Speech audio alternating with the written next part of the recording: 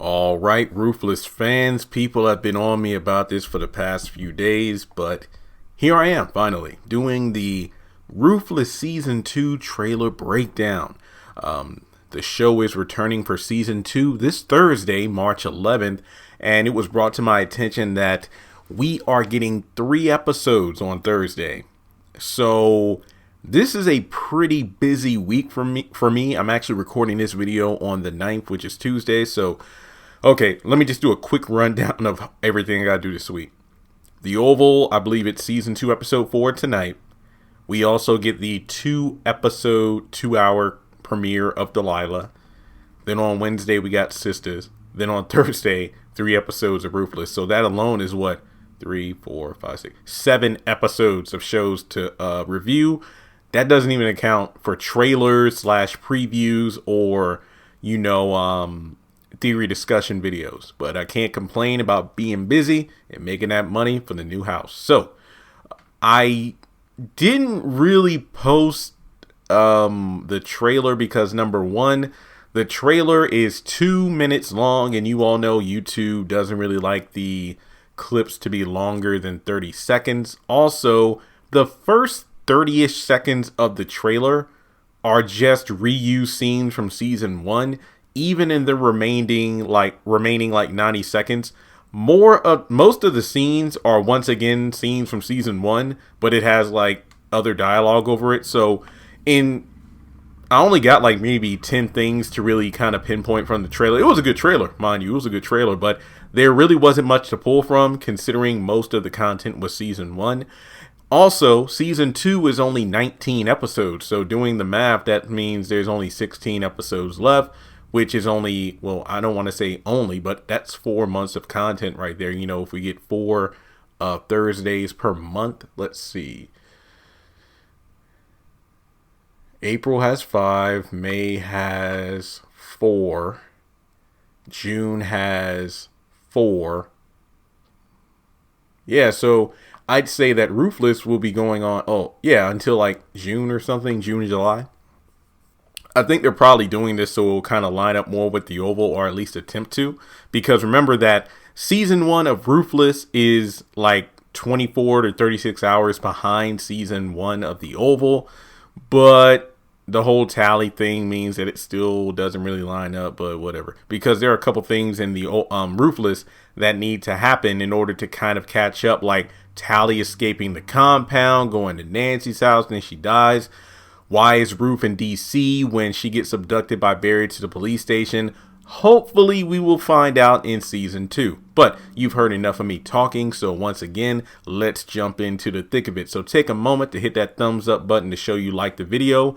Also hit the bell notification icon to select all. That way you don't miss out whenever I post new content to the channel. And hit subscribe. That way there is a massive increase in people who subscribe to the channel who watch my content as opposed to not, because almost 77% of my viewership comes from non-subscribers, whereas only about 20% of subscribers watch the content. We need to change that. So let's try to get to at least 35% by the end of the month. And finally, social media platform links are below. Let's try to get that Facebook group for Ruthless up and running. So let's get into it.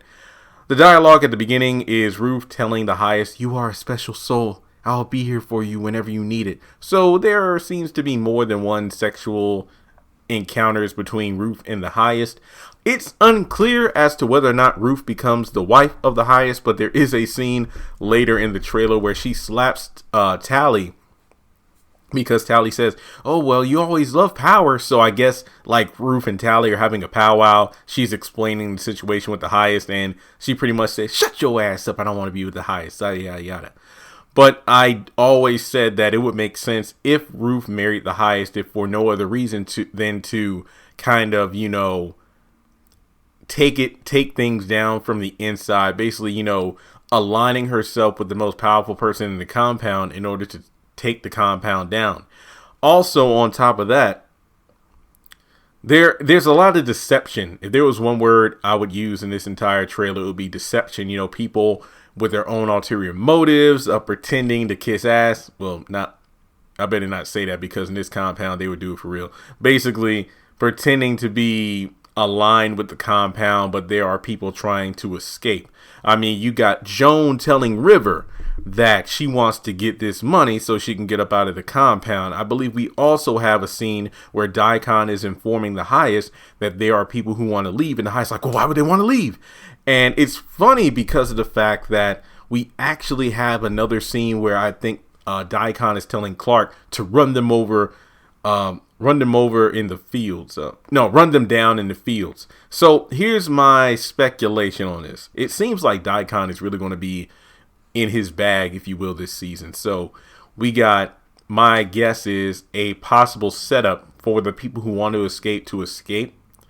And when that happens, Clark is going to be on the lookout and, like Daikon said, run them down in the field. So that leads to another interesting scene in the trailer. This is towards the very end, where it looks like there's a hole in the gate or the fence, and you got one person holding it back, being on lookout, while the rest of the people crawl through the hole. So I'm wondering if this hole is a trap set up by Daikon and company, so those who are unfaithful see an opportunity to leave, instead of thinking, wait a minute, this smells like a trap. I mean, this compound is on lockdown, so to speak. So why would a big gaping hole like this be made available for us to escape through? Did somebody else use this to escape? Was this something that was, planned by one of the, I guess you could say, the rogue members who said, hey, there's a hole in the gate that will be open for you to go through around 10:30 at night. That would be the perfect time to escape while the guards are, in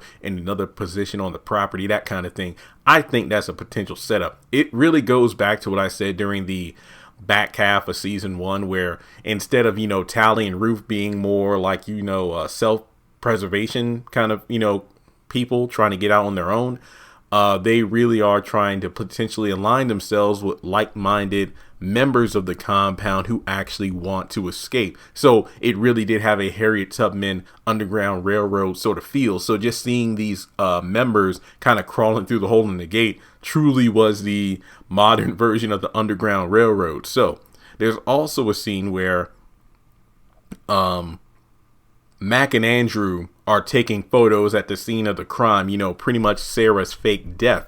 And Mac is asking Andrew whether or not he's okay with going back in the compound. Andrew's like, no, I'm going to go back in order to get this case handled. So he's going back to the compound with the evidence of the fake murder in order to prove his loyalty to the Highest. And it looks like he's kneeling and showing Daikon the evidence, the photos, and Daikon kisses him and Andrew's like, what? So that was actually pretty funny. You got the Highest again dropping a fire mixtape. He's sitting in his chair, shades on, microphone, talking over intercom, telling the compound that this will be our new heaven. So, I mean, when he says new heaven, is he referring to the compound relocating? Is he referring to the trip that the kids are going to go on as drug mules? Is this because he finds out Lilo is dead and it's like, oh no, Lilo, this truly is heaven? Which leads to another scene where Oliver is telling Lacey that he needs to get rid of the body, and she's telling him that he shouldn't have done that. So this is pretty much confirmation, if you had any doubt, that Oliver did kill Lilo in the final scene of season 1 season finale, which again was a pretty damn dumb move, because killing Lilo doesn't undo the fact that your girl got banged multiple times by random guys. Also, speaking of traps set up by other people, Elder Mother has Clark on his knees naked. Sweet boy. Okay, I completely forgot. I know there's a scene where she makes him disrobe and gets down on his knees during season 1. Since this scene happened right after the 34-minute mark, I'm going to assume this is another scene or another occasion where Elder Mother calls him into the trailer. Remember, Clark told Daikon what the Elder Mother did, and he was like, at first he didn't want to hear about it, but then he asked for every specific detail. My guess is that this is a Daikon setup, and when he exposes Elder Mother, she's going to be punished. That is just my assumption. And to round things off, there's a scene where Elder Mother's like hitting the gong multiple times, and then we hear the police sirens. I don't know what this means. The police are going to the compound, or in fact, if the police are just, the siren was just a, that audio was used in the scene to make it seem like the compound was under siege.